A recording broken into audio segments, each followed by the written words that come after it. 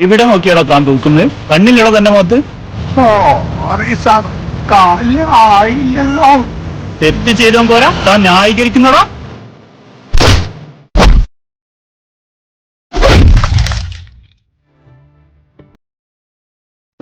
എണീറ്റ് പോടോ. ഉന്നത വിദ്യാഭ്യാസവും നല്ല ജോലിയും ധാരാളം പണവുമുണ്ടെങ്കിൽ സമൂഹത്തിൽ നിന്ന് നമുക്ക് നല്ല റെസ്പെക്റ്റ് കിട്ടും. എന്നാൽ വിവേകത്തോടെയും മനുഷ്യത്വത്തോടെയും സമൂഹത്തിൽ ഇടപഴകുമ്പോഴാണ് മറ്റുള്ളവരുടെ ഹൃദയത്തിൽ നമുക്കൊരു സ്ഥാനമുണ്ടാകുന്നത്.